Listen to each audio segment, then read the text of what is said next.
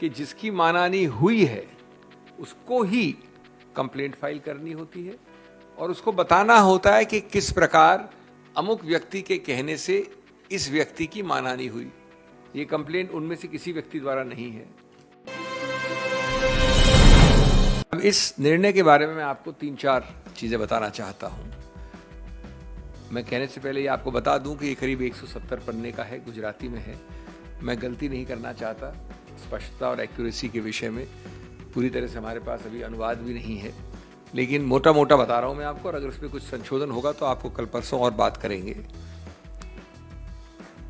Number 1, मानहानि के विषय में एक सिद्धांत कानून का मूल सिद्धांत है, और वो ये है कि आपको किसी स्पष्ट व्यक्ति या स्पष्ट चीज के विषय में मानहानि करनी चाहिए, आरोपित रूप से कम से कम।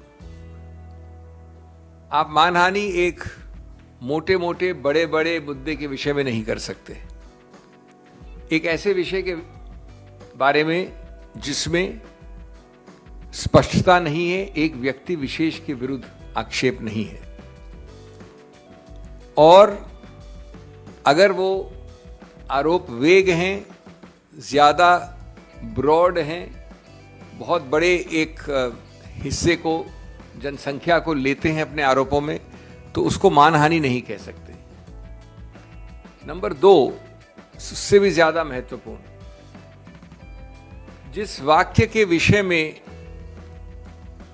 चुनौती दी गई है कानून द्वारा, उस वाक्य में के विषय में किसी भी उन व्यक्तियों ने कोई भी कंप्लेंट फाइल नहीं की है जिनके संबंध में वो वाक्य कहा गया है।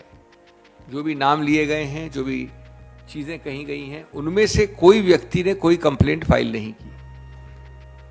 ये भी मानहानि के कानून का एक बहुत अभिन्न अंग है कि जिसकी मानहानि हुई है उसको ही कंप्लेंट फाइल करनी होती है और उसको बताना होता है कि किस प्रकार अमुक व्यक्ति के कहने से इस व्यक्ति की मानहानि हुई।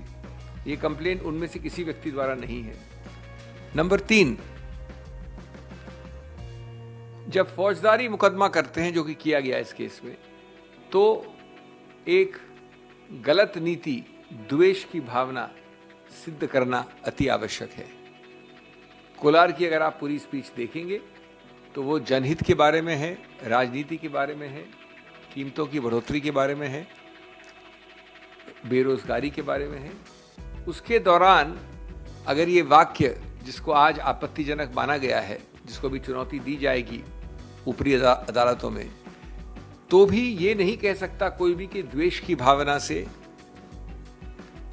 बदमिजाजी से, जानबूझकर, जिसको मैलाफिडे इंटेंट कहते हैं, मैलिस कहते हैं कानून में, ये एक अनिवार्य अंग है इस आरोप का। और जब तक ये साबित नहीं होता पूरे संदर्भ से, तब तक आप नहीं कह सकते कि ये ऑफेंस बना है। ये पूरी तरह से इस केस में साबित नहीं हो सकता है, क्योंकि वाक्या संदर्भ एकदम अलग था। चौथा, और ये चीजें अभी जैसा मैंने कहा इसके डिटेल्स चेक करने हैं, लेकिन जो उनको अभी तक तथ्य मिले हैं उसके अनुसार ये मामला काफी अरसे तक एक मैजिस्ट्रेट मिस्टर एक्स के सामने था। जब वो वहां था तो याचक ने, कंप्लेनेंट ने बड़े कोर्ट में, हाई कोर्ट में जाकर इस पूरे प्रक्रिया का स्टे ले लिया, रुकवा दिया उसको काफी अरसे तक, कई महीनों तक।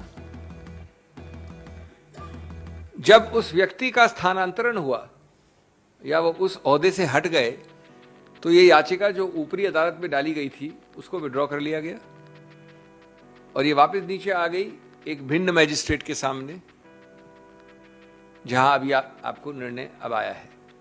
तो इसकी तारीखें, इस प्रक्रिया को भी हम गौर से देखेंगे कि एक ठीक प्रकार से ये न्यायिक प्रक्रिया हुई है कि नहीं।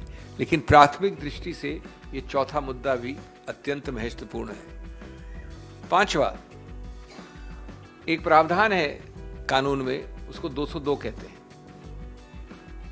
202 विशेष रूप से बनाया गया उनके लिए कि अगर वारदात हुई कोलार में और आपने जाके त्रिवेंद्रम में कंप्लेंट फाइल कर दी, वारदात हुई कोलार में और आपने जाके श्रीनगर में कंप्लेंट फाइल कर दी, तो कोई भी मैजिस्ट्रेट उसकी शुरुआत करने से भी पहले, निर्णय तो बहुत बात की बात है, शुरुआत करने से भी पहले एक जांच करेगा कि ये पूरी तरह से आउट ऑफ जुरिस्डिक्शन है या जुरिस्डिक्शन के अंदर यानी अधिकार क्षेत्र के अंदर है कि नहीं। 202 का इसमें सीधा उल्लंघन हुआ है। सूरत के मैजिस्ट्रेट ने जिस आसानी से इस मामले में आगे बढ़ोतरी की है और फिर निर्णय दिया है, कोलार वाले वक्तव्य के विषय में, वो अत्यंत आपत्तिजनक है कानूनी रूप से और क्वेश्चनेबल है, जो कि और हम इसका विश्लेषण करेंगे। छठा, ये भी सुनने में आया है और जहां तक तथ्य हमारे पास हैं जिनको हम चेक करेंगे कि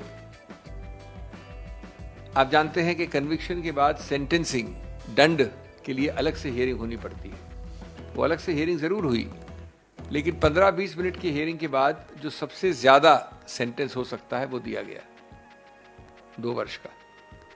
वो प्रक्रिया भी किस हद तक सही है गलत है उसको भी देखा जाएगा। इस सब का मूल निचोड़ क्या है? मूल निचोड़ ये है कि